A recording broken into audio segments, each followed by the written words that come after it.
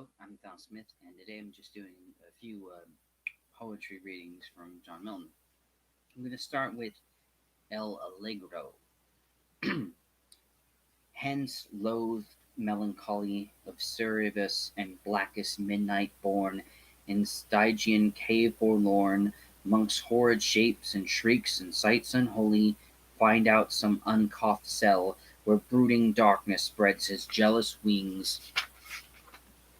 And the night raven sings there under ebon shades and low-browed rocks, as ragged as thy locks, in dark Cimmerian desert ever dwell. But come thou, goddess fair and free, in heaven ye clap ye, ye I think it's clap. Ye cleaped. It's I'll go with you cleaped. Ye cleaped your Pharisaian, and by men heart-easing mirth, whom lovely Venus at a birth with two sister Graces more to ivy-crowned Bacchus's bore, or whether, as some sager sings, the frolic wind that breathes the spring zephyr with Aurora playing, as he meet her once a Maying, there on beds on violets blue and fresh blown roses washed in dew, filled her with the daughter fair, so buxom, blithe, and debonair. Haste thee, nymph, and bring with thee jest and youthful jollity, quips and cranks and wanton wiles, nods and becks, and wreathed smiles, such as hang on Hebe's cheeks, and love to live in dimples sleek, sport that wrinkled care derides, and laughter holding both his sides. Come and trip it as ye go on the light fantastic toe, and in thy right hand lead with thee the mountain nymph, sweet Liberty, and if I give thee honour due, mirth, admit me of thy crew, to live with her and live with thee in unreproved pleasures free, to hear the lark begin his flight, and singing startled the dull night from his watchtower in the skies, till the dappled dawn doth rise, then to come in sprite of sorrow, and at my window bid good morrow, through the sweet briar or the vine, or the twisted eglantine, while the cock with lively din scatters the rear of darkness thin, and to the stack or the barn door stoutly struts his dames before, oft listening how the hounds and horn clearly rouse the slumbering morn from the side of some hoar hill, through the high wood echoing shrill, sometime walking not unseen by hedgerow elms on hillock greens, right against the eastern gate, where the great sun begins his state, robed in flames and amber light, the clouds in thousand liveries delight. Yeah, I think that's delight.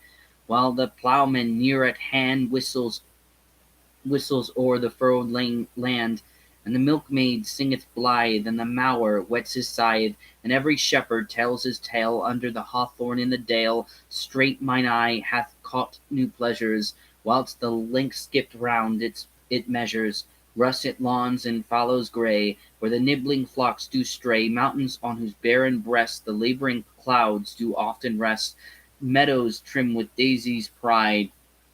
Yeah, I think that's pride. Shallow brooks and rivers wide, towers and battlements it sees, bosomed high in tough trees, where perhaps some beauty lies, the cynosure of neighbouring eyes. Hard by a cottage chimney smokes from betwixt two aged oaks, where Corydon and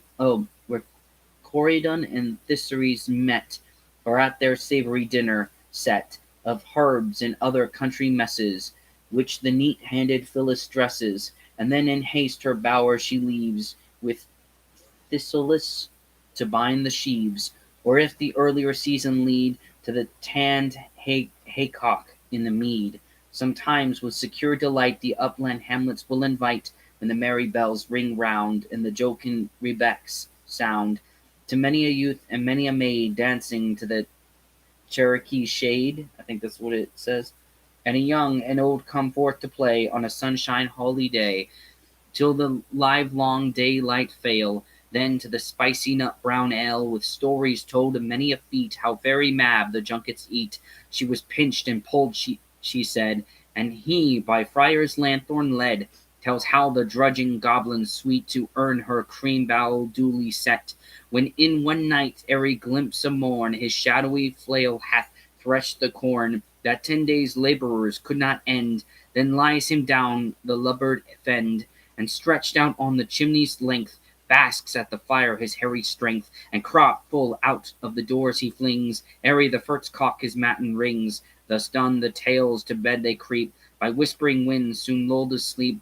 Towered cities please us then, and the busy hum of men, where throngs of knights and barons bold, and weeds of peace high triumph hold, with store of ladies whose bright eyes reign influence and judge the prize of wit or arms, while both contend to win her grace whom all commend. There let sit high men oft appear, in saffron robe with taper clear, and pomp and feast and revelry, with mask and antique pageantry, such sights as youthful poets dream on summer eves by haunted stream. Then to the well-trod stage anon, if Johnson's learned sock beyond, or Swedish Shakespeare, yeah, or Swedish Shakespeare fancy's child, warble his native wood notes wild, and ever against eating cares, lap me in soft Lydian airs, married to immortal verse, such as the meeting soul may pierce in notes with many a winding bout, or link sweetness long drawn out, with wanton heed and giddy cunning, the melting voices through mazes running,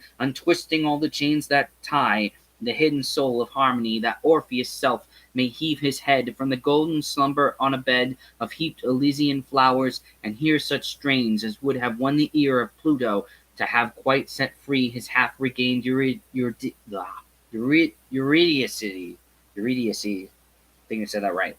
These delights, if thou canst give, mirth with thee, I mean to live. So, yeah, that is Allegro. I'm going to read a few little sonnets now to it here in a second. There we go, again the sonnets. Here. Here's sonnet 1. O nightingale, that on yon bloomy spray warblest at eve, when all the woods are still, thou with fresh hope the lover's heart dost fill, while the jolly hours lead on propitious May. Thy liquid notes that close the eye of day, first heard before the shallow cuckoo's bill, portend success in love. Oh, if Jove's will have linked the amorous power to thy soft lay, now timely sing ere the rude bird of hate foretell my hopeless doom in some grove, nay, as though from year to year hast sung too late for my relief, yet hadst no reason why, whether the muse or love call thee his mate. Both them I serve, and of their train am I. Excuse me. Okay, here's another one. It's let's see. Oh, it's 17. Yeah, sonnet 17. Lawrence, a virtuous father, virtuous son, now that the fields are dank and ways are mire, where shall we sometimes meet, and by the fire help was a sullen day. What may be won from the hard season gaining, time will run on smoother till Favinus re-inspire the frozen earth and cloth in fresh attire, the lily and rose that neither sow nor spun. What neat repast shall feast us, light and choice, or attack the taste with wine, whence we may rise to hear the lute well touched, or artful voice warble immortal notes and Tuscan air. He who of those delights can judge, and spare to interpose them oft, is not unwise. Okay, this is interesting here. One of the things that John Blake did was actually kind of rewrite Psalms. He wrote quite a few of them. No joke. They're right here. I'll go ahead and read his version of Psalm 3. Pretty sure. Yeah. Psalm 3, when he fled from Absalom. Lord, how many are my foes? How many those that in arms against me rise? Many are they that of my life distrustfully thus say, no help for him in God there lies. But thou, Lord, art my shield and my glory. Thee through my story, the exalter of my head I count aloud. I cried until Jehovah, he soon replied, and heard me from his holy mount. I lay and slept, I waked again, for my sustain was the Lord of many millions, the populous rout.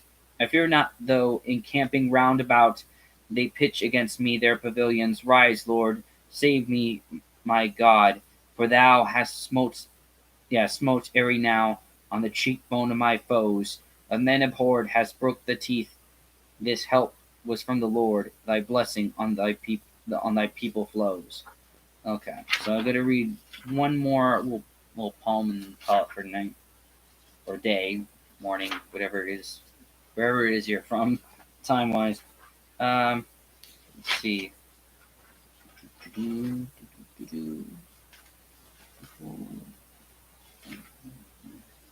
Okay, here's one poem we did on time. This will be the last one we do on John, yeah, John Milton.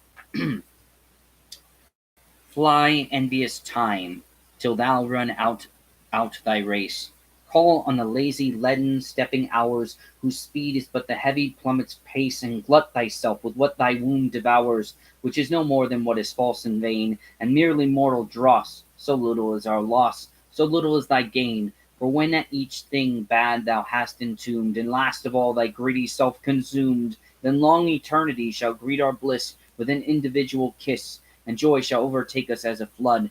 And when everything that is sincerely good and perfectly divine, with truth and peace and love, shall ever shine about the supreme throne of Him to whose happy making sight alone, when once our heavenly guided soul shall climb, when all this earthly grossness quite attired with the stars, we shall forever sit triumphing over death and chance and thee, O time.